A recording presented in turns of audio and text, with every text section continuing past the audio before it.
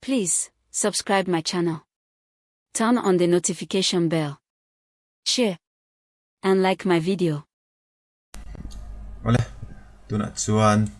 VSK lama rilru kan seng le anga VSK a video kha masa kha kan upload le to a kan video masa thin khat kha a hlui le ulek to a update lo te ni a chuan tun na ya a website shrim a hi anon update anon engeng mo thar thil thar kha tiang vel kha om nuala chu kan endon ne video masa kha chuna kim to lowanga tuna mi chuna kim don ta a chu kan shrenga chin ka video a hi temena sei de ulak mai the sei ulak pon chapter kha ka dale tho tur angai taila kan chapter kha kan man thiam chuan ti khan du lai lai kha kan zu thlang thei don ani sms hi chu kan soi to a zirtir tu vel siam da na kha ani a chu tuna kan soi to chu tms ni a hetai chuan no pang student lampang khoi tur kha ni a chuwang chuan student lampang ha kan ril ro lo da ila tha ome chuan kan riat masak ber tura chu sms kan lu don hian UDICE code le password mananga ya tms kan lu don chuan teacher code le password hei kan riat polfo sms a UDICE code kan lu khan tms a UDICE code lu ve tho kan tum chu a fu lo sms hi chu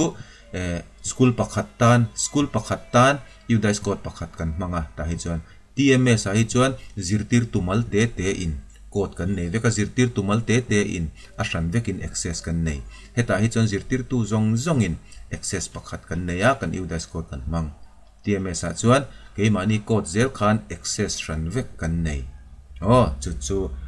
kan hriat turani chuan hem hi teachers code a lu angai awangin SMS a teacher kha kan siam fel vek photanga ni chuwang chuan SMS a kan lut photanga chuan ta hian kanin log in anga ta hian kan lut ta ni chuan heta kan lu hian report a hian kal taila ti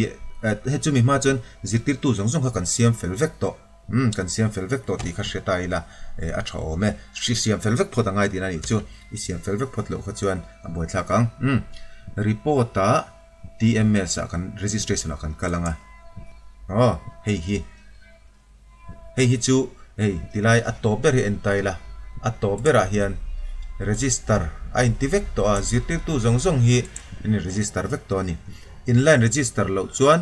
unregister in tianga chung ho chu zirtir tu ho hi in register vek turani in register vek turani chu kan share ta na thome chuan TMS kan log in don khan khoi ber ngei ni itila hen minga langta a kan an ti blur deuh kher thina hi hrethiam lo kan me the kan ti blur lo chuan hei hi YouTube lampang hian nge ni personal identification declare na ni an ti wangin video te an block nge ni upload ten phal lo thina and upload no ten block thina chuan personal information ang chi khatiang declare thena ti lan thena ang chi kha chu kan diplar te uthina ni chu kan lo thatiam don nia mani ming zone hi teacher code om veka mani teacher code hi kan mang mai don ani kan ring mai don ani chuan entirna na tuna hian ama sabera hi hi ka register du ta a ka copy anga copy dan kha chu kan thiam vek to kan soi vek to lowanga chuan video ma sapo ka soyang khan hemi tuna hian englo VSK a hian ithil hon SMS b ka po hena ithil hon a peng khatian new tab vekin omani headline enta ula headline hi the new tab vekin om ta ni hi tangkai na tam tak oma thena chon boi thlang na te po om mai theya ka hrelo le ka chu kan man thiam dan ni tun hen teacher a kan lut ta tain bek te kan tum le thina a bek theilo hetilai tanga TMS registration ni hon khan ama a hian ronin hong lovin new page in ronin hong chuan hei hi man zo to chuan i copy zo to chuan hei tiang close stop mai ro chuan a tir ber kan luna home page a po kha hetila hena maina la om chuan hemi hi back khera ngai lo back ke motivel kha ngai lo hetai ni kalanga TMS a ilu thlang TMS a ilu thlang chuan ta hian hemi ron lang nga lai chu Chrome ina aken telania Chrome a hem password engemo ka save kha Chrome man ve page chuan chut ngai lo khan password ka save the ni chuan ti khan registration hetila hen teacher registration dialog a omta a he teacher registration dialog a hi kan in register na tur ani rualin kan log in na tur poni ngala ni chu share tu heta in registration kan tia khoi chang ka log in ang ti vela kha angai lova he teacher registration kan ti nei kan in log in na ani chuan teacher registration a hi ashana register zukti a mani mingte zu chuta khatia enge date of birth te mo phone number vela mo khatiang zukti kha ngai lova teacher registration ni ti don chon chin khan teacher code kan update a teacher code kan copy a kha teacher code a kha kan paste mayanga idea chuan a password po hi kha teacher code tho avoi khatna a mo password ila thlak lo chuan avoi khatna chuan kha teacher code tho kha 19647 tho kha ni chuan hei hi register to ani awangin kan la register lo kan voi khat luna ni chuan sign in kan ti chia hian password thar chut na tur lom don ani achung bera password mo adota confirm password adot le class alo omanga class a khan thlan tur om ta a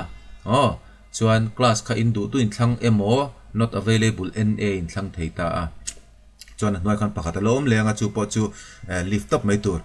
password kha hemi you guys nang mani teacher code in mandu lo chuan a password thar tur kha in chuang chuan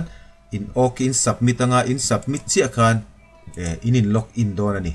in log in don ani chuan in log in khan khoi ngal su engma lang lawang I register na I log in chu wang chuan hetian ron langanga he tilai sira hian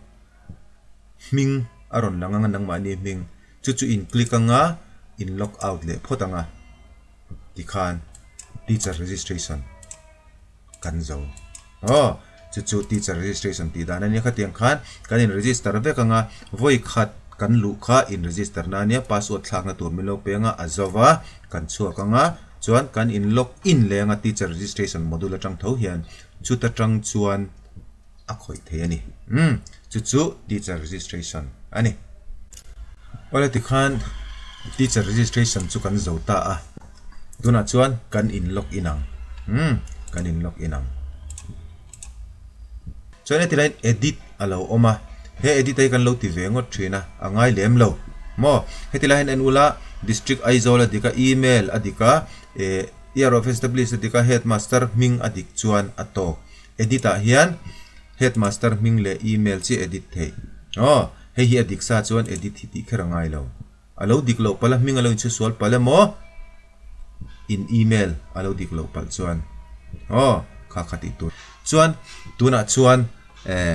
login kan zawa heng hova hi kan soifia photang a menu om zia hi hei tiana tira ron lang mai theya dashboard chu hemi ama hi ni maya chuan hei hi a menu howe kan soifia ang chuan a khoi dan kina kan soi le ang ama saber chuan student list om zia chu in no pang zong kha mo nang ma ni no pang kha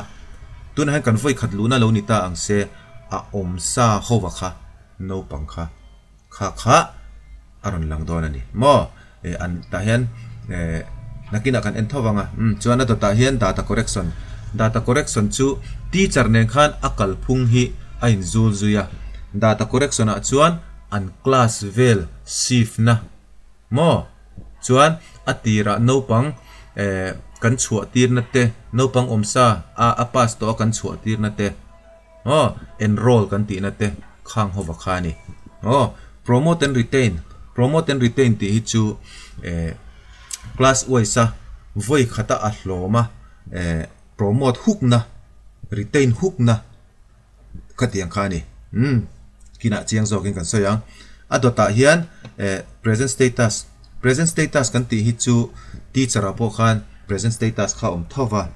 chu tuna hian no pang hi nge din mun no pang I import don ta a pen number zirtir to kha chuan teacher code khan kan import kha kan tangkai pui bera no pang a chuan a pen pen mo permanent educational number tinania PE and pen khami pen number kha I hriat to chuan heta hian no pang hi a status isuk enanga pending in a om nge dropbox a om nge school danga alo la om nge school danga anlo enroll to phei chuan phone ngai ti ang chi teacher ren khan inang ta chuan is a school va phone mo kha tiang khan ita school a alo om thawa anlo la khoilo pending ani chuan khami en na kha present status ni to the chuan student dropbox oma dropbox kan ti kha chu no pang ho schoolina anda chua ada chua chana kha chu eng po ni ta se pass ani mo TC la ni mo left school ani mo eng po ni ta se khatiang ho khom na kha ni transfer from other school to school la mo school la ma se transfer ngai si pending la ho transfer na khani ta hian school anlo enroll to khachu transfer theilo ani chona tot le hian student search hi om le ta student search hi chu ama a teacher kan soyang tho khan teacher search ni khan inang reng ta no pang zong a om vekani a chung bera he student list oma student list student search dang lamna chu student list chu nang ma ni school om chau alanga student search ai chu no pang zong in register zong you dice in register man lo po TMS a kan 8 ho kha khang zong a kha student search ai chu om vekani chona dot le 8 student chu no pang hetilaya om lo ho 8 na tur kha mo kan zon mu lo ho 8 na tur kha po kha 8 dan tur to po kan la soi fe tur ngai te la topera mark attendance hi chu needin attendance update na tur ania chu hi mark attendance hi than chuan han mark mai kha kan chak thina kan man mo thina amaro chu man mo lu tuk lo tur kan no pang te kan ti fel phot lo chuan abuai du chu wang chuan no pang te hi in ti fel vek photanga a chuak turin chuak tiranga alu turin lu tiranga import turin lu tiranga khamin ti fel hunak jan mark attendance chu man mo thla kan ni lo kha heng ho a menu lisa om ho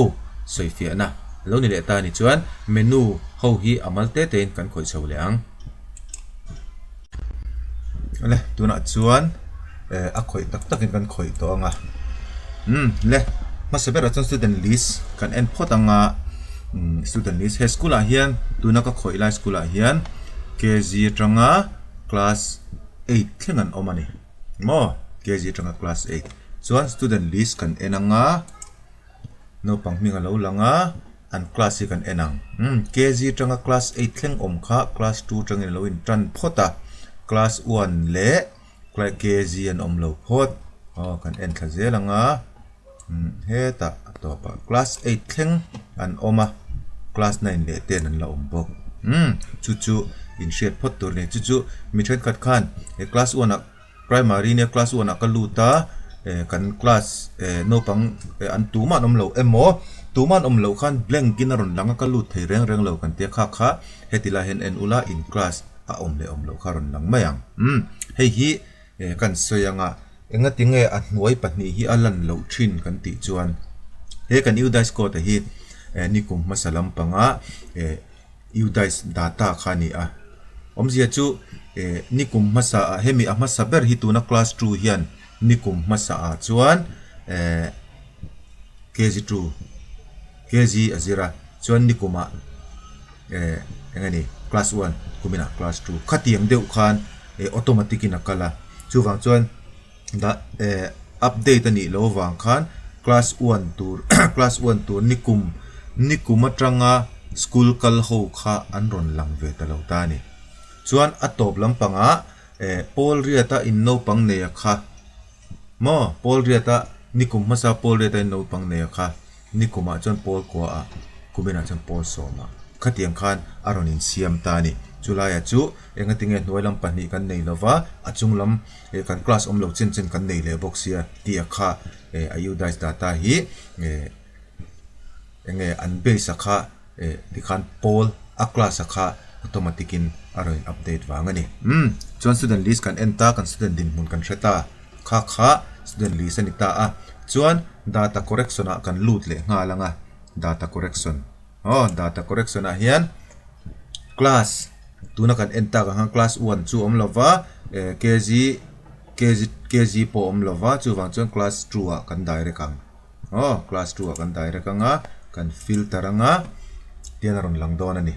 tian aron lang don ani no pangkha ama sebera ne tilan serial number bulche hen pen na oma hero number ne lo serial number ania chuan an student name hi alphabetical order in aron in resize ngala ron resize te kati aron in rearrange ngala ni kha kan shedon ania chuan hetilai student pen hi na china kan soita permanent educational number kan ti khani hi apoi mo lai ber no panga chun no pang kan zon pon an mingin ba humai la hi poi mo ber chu hret turani tuna hian teacher ang tho khan arong hian enula asen no de phedani asen no de phedani chuan asen no de pheta chu engma la khoi lo tinani hi status a hian enula pending vekani pending veka va intian pending vek chu hetuna kan skula omsa hi engi andin mun kan enanga entina na masabera hi class 2 ni hi chu dika kan skula la lut kan enroll chuan teacher kha chuan ti hian pakhat kan ti khan save zelanga ya kan save zela ti khana kal zela no panga chuan kha ngai to lo hi atira chuan ka video masalam panga kha chuan anga ya hi an mani po request kan siam he tiang lo hian ti dan om lo mi ka tia hei an ti ta lo mom khop me ya kan tangkai pui veu tura ka ngai chu kan sei tel don bogani chuan amosa aloni ta hi kan school a chuan lo ta ma se class 1 ani kan ti chuan class 1 kan da anga kan enroll ang adot le hi chu a chuak dei to hei chu school danga kal dei to kan ti chuan transfer TC hetila hi kan sei ngalo lang enroll hi chu kan school a lu tir na nia wrong entry te transfer TC te absentees te deminis le hemi te heng ho hi awa hian pass out hi awa hian ani berang chu pending tel lo hian pending hi chu he school ala om don bak zonga hi chu enroll le pending ti lo zonga hi chu drop box da lu na drop box da lu na chuan hei hi alo chuak to a TC taken TC transfer certificate la to chuan hei hi chu long absentees ni akal ve ma se akal lo char taringota tiang chi te kha om chuan ti khan amar chu tun din huna chuan ka soi to ang khan nikum masalam pangami te ni wa awang khan in school a lut lo hi chu taken TC hi ti ula aswal ka ring lo amaro chu demis hi oma demis kan ti chu mithi khani maya thi to kha mithi in shriat chen in no pang ron lut to lui atanga mithi ani tin shriat chen kha chu demis te po hi ti ula abak zonga hi chu wrong entry po ti du chuang su in school atanga chuak tur hi chu taken TC ti vek mai ro chu that ka ring chuan ti khan no pang zong kha kan siam thata vek ta class dik lo te mo khatiang ho ka class dik lo hi chu class dik lo kan siam enroll kan ti bok anga ya chuan kan siam vek nuwa khan update all tan om tani update all kan update all kan tianga hetilai kan siam that zong hi aronin update vekang aronin update vekang chu tiang chuan class dang po class 2 kan zoba heta hian class zona pakhat kha kan neya class 5 fa ka lu pon tian class 5 fa ka lu po hian class 1 aronin tizel khate hei hi boilo to class 5 fa iluta class 5 fa tu na hini om hei hi isars le tur hi automatic in class 1 aronin da zel chu shriat tur tian class danga kanan lutanga class 6 kanan lutanga kan filter anga aron display che khan 1 aron thak zelang hei class 1 ai om tin ani lovin hei current class enuna class 6 vekani hi kha kan settle don ne chuan khami mang khan class in nei zong class 1 kg le class 1 kha chu nei lova class 2 atanga tuna in nei chin class 8 thlenga kha in siam vekang no panga kha data kha in correct vekang achuak turin chuat tiranga ala om turin om tiranga class siam rem ngai nom chuan class in siam remanga school train khata chuan section point train mai thei a section kha in siam rem bokang no section hi a b c d f g thanga oma tiang em chu kan nei lo nga a le b nei chu kan om mai thei kha chu kan lo banga tin asang lampanga pol sang lampanga class 11 le 12 ti vela te a section wise ten subject ten trend to kha po kha a section wise hian inda mayang section a te section b le khatiang khan in siam rem mayang kha data correction khoi dan chu nia khatiang khan kan class nei ang mo tuna hian kan soinon le do chu class 1 kg tanga class 8 thlengin nei a kg le class 1 om lova class 2 tanga class 8 thlengin khoyang data correction atang hi chuan aba ka class 9 le 10 mi hring lo la om ve kha chu data correction atang in khoi hri lawang kha data correction khoi dan chu ani ole tikhan data correction kan zova adota chia promote and retain la kan lut don ni promote and retain om zia chu data correction a net khan tlemin adang lam threta hong chin to pila ti hian ka soi to ang khan promote and retain a hian class 9 le class 10 chia kan khoyang ka ti kha kan skula class om to lo ho mo class 8 theng kan neya class 9 le class 10 khan enrollment no pang kan nei ve sia khawang khan class 9 kan honganga kan filter anga ti khan no pang an lo langanga no pang an lo langanga hei hi anron ti dang lam le nge ka shelawa ama khan hemi class 9 kan no pang lo nei hi class 8 mi lo ni sia current class a hian class 8 kan thanga update thei kan enroll update thei khan ni thina mara chu hetilai enroll update na tur kha ar om tatlat lo maya chu wang chuan tun din huna chuan anron ti dang lam le ani lo chuan atopa hian kal top thei tur ani atopa hian ta hian box pali lo oma hei kan soifia mai mayang kan soifia nga chuan kan thriam mayang mark all student as taken tc no pang zong hi taken tc ti vector mark all student as pass out student zong hi pass out veka da tur promote all student to next class no pang zong hi a class le peka kal vek tir tur retain all student to previous class no pang zong hi tu nei class 9 ania previous class kan ti chuan class 8 da let vector chu local sual pal the ni ta na jina kan soyang khan heng ho wa hi in class 8 no pang vek kha an lo ne class 9 na heta alo om vek si kha chuan class 8 a hemi mangin da le ta in promote chuan an va in pol so man kal vekang mo chu nang ma ni school chunga hei hi nakina atang kai na tur nia kan hriat chu nakuma kan lo exam anga kan lo pass vek chuan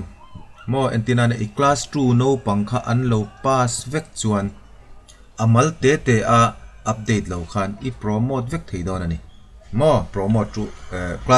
class 2 ai omta class 2 ho khan lo pass vek class 3 a i da vek don chuan amal te class 3 an current class seleka te update lo khan hemi mang hian i promote vek thei don ani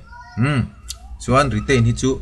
man na tur om ka ring chi alo dewa amaro chuan da te la tha thove chuan tuna mi bi ka hi chu tuna kan case a hi chuan kan no pang zong a hi kan school atang an pass chuak vek to an pass out vek to mo an pass out vek to a taken tc pon la vek to a an chuak vek to taken tc kan ti hian tc lakher tc kan pek chuak khera khan ngai lo tur taken tc hi an chuak kha chun tc la anga khan ngai mai tur chuan ta hian pol kwa hi an pass out vek to chuan pass out hi click top theya or taken tc ang poni ti thei apa ni hian drop box a alut ve ang hemi te pani chu drop box a alut ve nga hemi te pani hi chu iskula ala om ve ang chu promote and retain mandan chu alo ni le ta ani na tuna chuan student search ka ti ve don to student list kan ento data correction kan siam rem to chuan kan school kal to lo ho kha class sang bi ka kha promote and retain mangin a hu ten kan chuatir to tuna chuan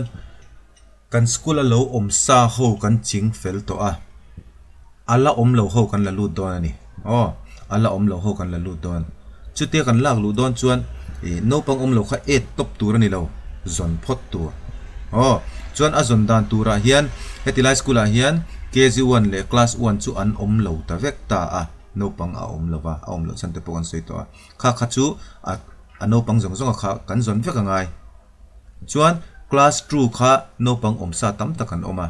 khang ho kha in enanga in register nen in enanga kim lo om chuan kan zong tel bokang 3 4 5 6 7 8 9 10 8 tleng mo 8 tleng kha an class a om lo ha kan zong ang tin atlang puin primary a lowest class KG amon nursery mo hi chu an om lo tlang puyang chung ho chu 8 tur ha chu kina next a kan soyanga kan mu lo ho wa kha kan mu zo ngang lo ho wa kha 8 student a kal chau tur le chuan kan sar chang no pang kan zong ang chumi zong tur chuan he tan student search om ta a student search kan click anga ti henaron lang ta ni ti henaron lang ta chuan hetilai hian teacher ang lo deuh khan all alo om ta ni he abak zu district sang om ta all alo om ta ni chuan all hi thang mei la district malte te ti chuan om na district tak te aron chuana district tak te kan mulo mai theya chuwang chuan kan all ati mai kha fu do na ni chuan class hi om ta class a hian entina na class 2 mi tur kha lo ni ta class 2 i thlan ngot chuan kha no panga kha class 1 ate mo class 3 ate mo alo om de the chuwang chuan hei po hi thlang lo la blankin da mai la chuan name mingin no pang mingin ta he kan type do na kan zon tu ra kha tin ta hian no pang kha a ming kha atluana chut pona theya entina na lalnun moi pachuau ti khaloni ta se lalnun moi ti ringot ta chut po khana search theya pachuau tel kher lo po khan kha chu a search ta tu na chu kan share thiam tu rangai teila chu kan search chinanga kan search chinanga mingin ang om thei tur kha han ngai to chin taila hei tlai hi ka search to sami ming ring mai lal ram ro ti hi chuan kan search chang lal ram ro ti ho wa kha lal ram ro ti ral te poni theya Elizabeth lal ram ro ti poni thei lal ram ro ti om ho wa kha ron list out ta ni chuan kan han enta a ti hian china hi ti langang district oma udais number oma he udais number hi a school tu na a om na tu na a om na ti maila a om na no nungber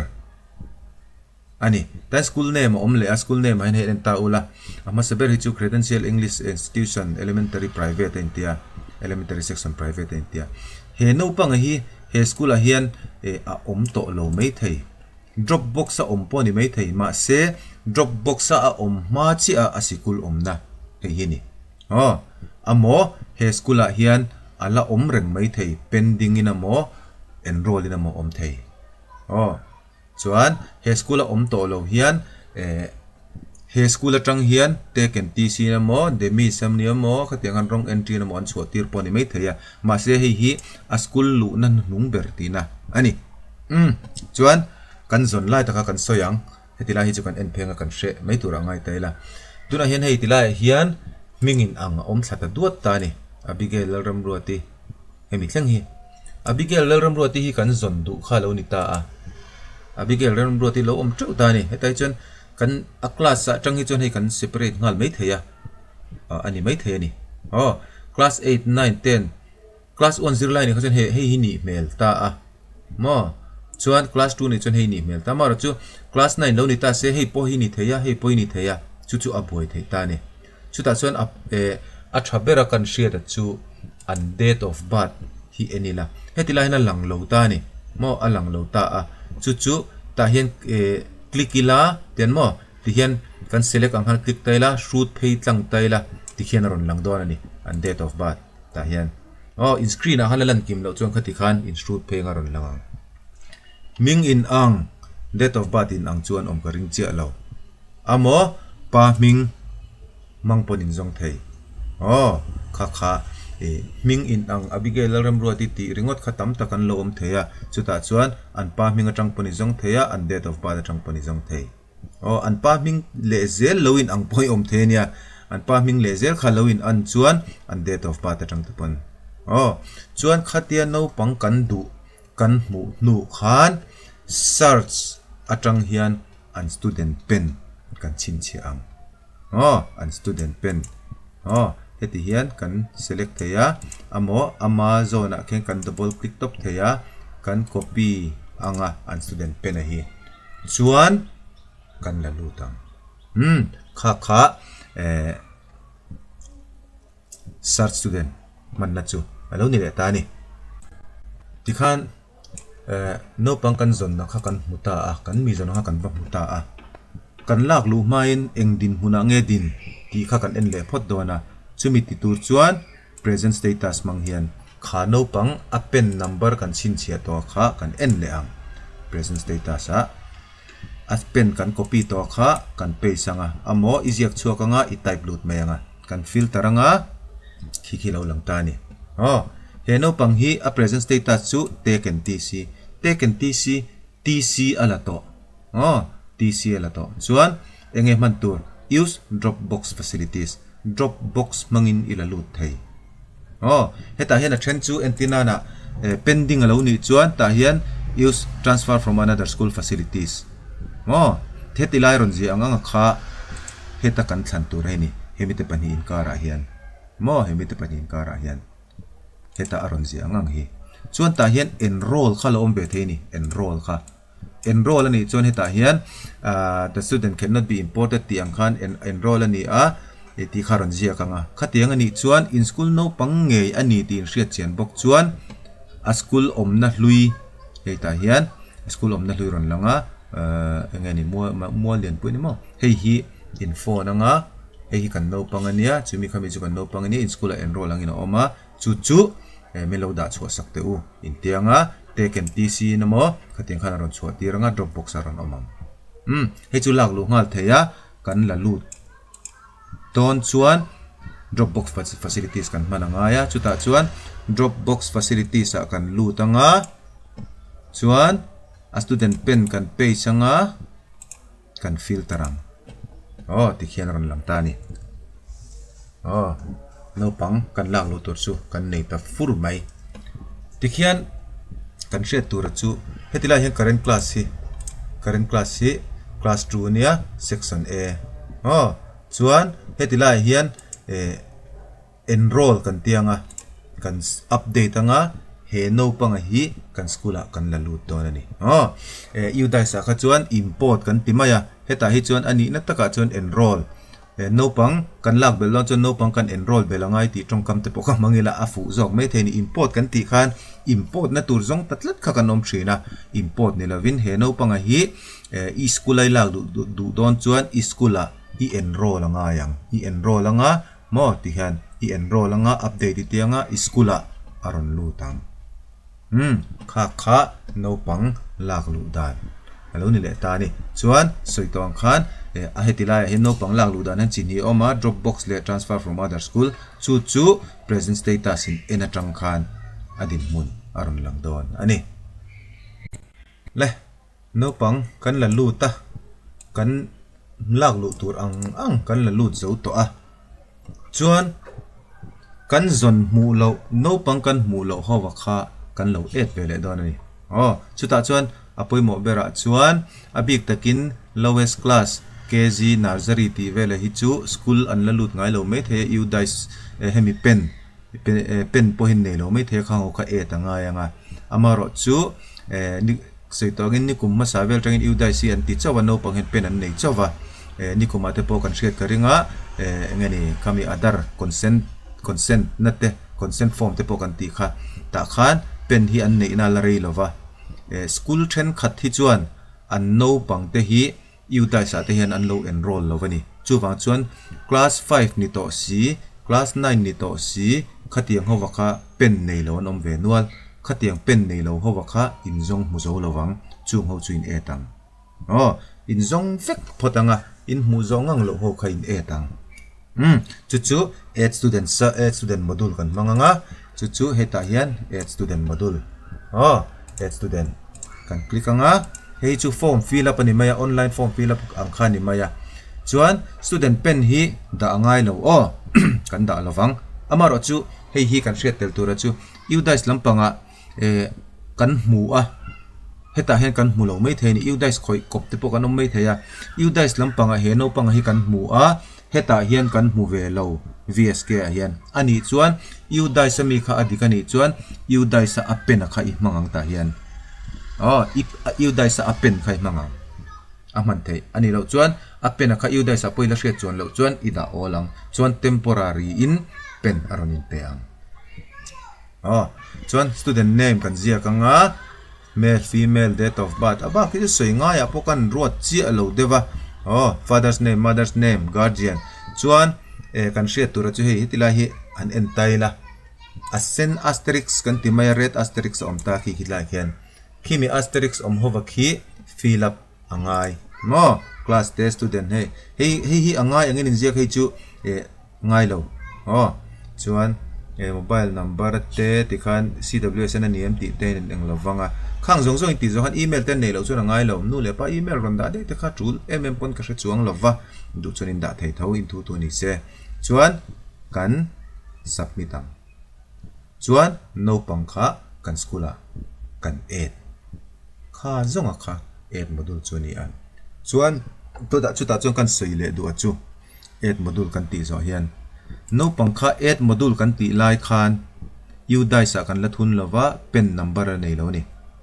chuan kan add ta temporary tmp ti khan number ron pe do na amaro chu khami nuwa khan hemi vsk kan ti zo to no u dais kan khoya no pangkha kan add ta kha no pangkha pen number lo nei to chuan data correction atang hian a pen number tmp ti in zia kha ama permanent number u dais atang inei khan iwa thlak leang iwa edit leang chuan apena kha vsk apollo om dik to am I thak lo chuan temporary reng khan ne nga entina na kuma I chhuat tir ta a school tang I chhuat tira school lo la lut le tur te khan u daisa khan pen number in la lut sia vsk mu zo lo chuan lo 8 veleng ti kha lo ma chuwang chuan u dais khoi zo vek nuwa an pen inei zong zonga kha vsk a hian pen temporary pen ne howa kha I update le don nia kha add student module chu lo ni le ta ni ole ti khan kan zodon naya atober mark attendance mark attendance su kan sei to ang khan in attendance in mark ma in no pangte siam fel vek phot ro in no pangte siam fel vek phot ro in siam fel ma lo chon attendance hi mark su ti kha kan ron deuh chu ni le yang opportunity se mark attendance kan lutang kanan click anga mark attendance b ka hi chu hetiang thil dang kan click chu tiang kan click a new tab in ron in hong ta a mark attendance b ki chu athara hong lovin ama hin ron hong ngal don ani ama hin ron hong ngal le chuan hi mark attendance chu lo ni ta a dialog pan hi oma helama hian tilama hen dialog oma helama hen dialog om boka hi kan share chanangai he lampang dialog lampang hi he lampang zo ka hi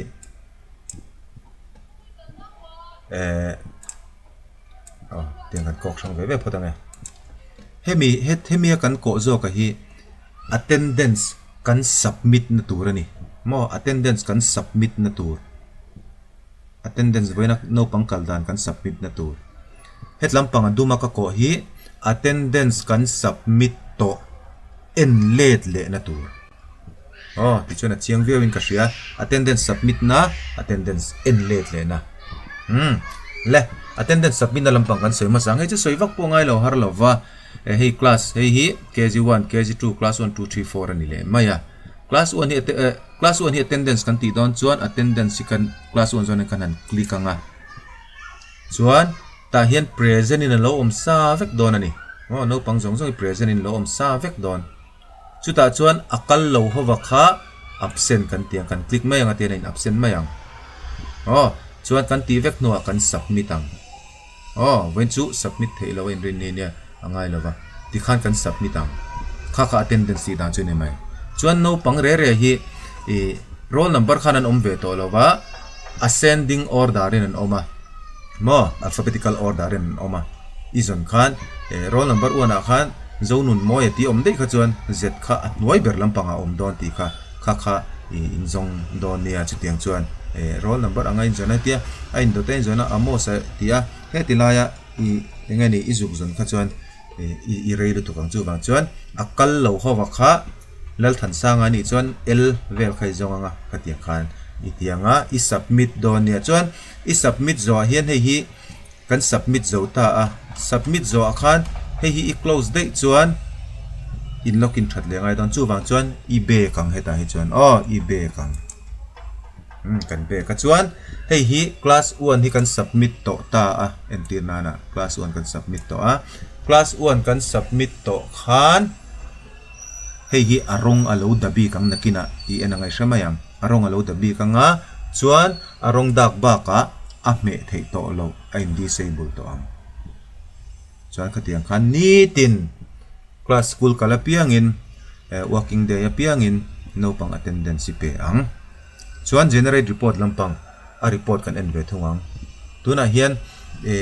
report en tur hi voin big chu om don lova lut photila kan soyang class 1 a class malte ten anita class 1 kan generate tila hian select date from select date till no je chu a specific ang khani en the ni a specific angin ien the chuan a specific lo angin kan soima support ang nimin kha kan enang hei voin hero aloin mark ngal zel dona nimin kha kan enang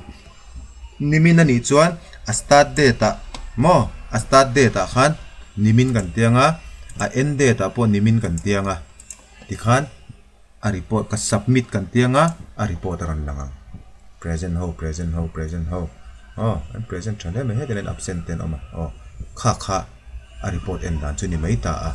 chuan back le ila chun hei teline print print po hen ti han khami report kha idu chuan I print out thei ki ti hian maro chu an set da na hi ka du thu sam lo de na kai poi ka report be ton la rong khoi dang lam lo father's name po hi ngai kherami an pen te po ngai kherami ti te po ha ka soya chan chu ei phek khada hen no pang pakhat pani pathum pali panga paruk pasari pariat pakwa som pakhat som pani vel le kan lenga kan print khan ni khat print khan tam don lutuka chu wa chen he tiang lo de hian ti dan om lo mi te khat chu kan tia an ran khoi che lo ni hi nenga po chu lo ni ta se chuan ha kha animal bi ka en dan ani chuan kha tiang ni lo khan tinana kar khat chung kan en du ta Monday entrana Monday tun kar khas school chol khatam khop maya kar masa zo ki enteng kar masa hi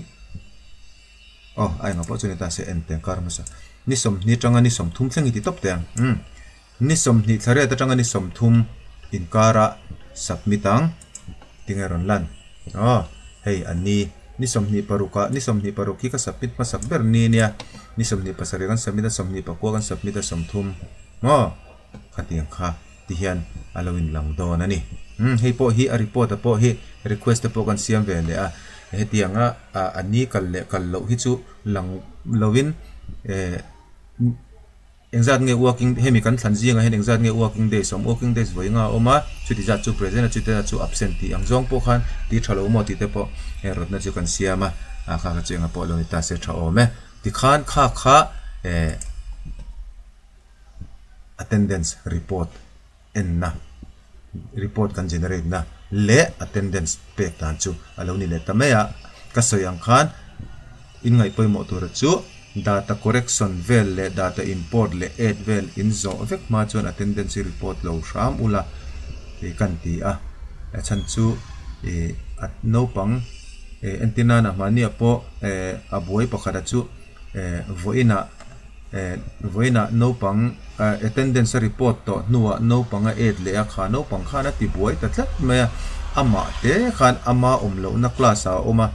class 3 ami kha class 3 and 8 le kha class 4 ama te chau khana oma class 4 ho zong an knock out veka report khan kha khatiang kha om the chu wang chuan generate report lo attendance report kha pe shri lo ula kan ti amaro chu kan pe ani pon kan hre tur chu attendance kan pek to nuwa no pang import mo export mo lak lu emo pai chu mo khati to lo wile antina na avoina chnuwa dar ni vela attendance kan report ta no pang thar lak lu le tur omani chuan anak tu mo zanda som pani pel nu ni thar khan import ila amo da chuakila kha khan kan attendance ti boy lo ka ring deu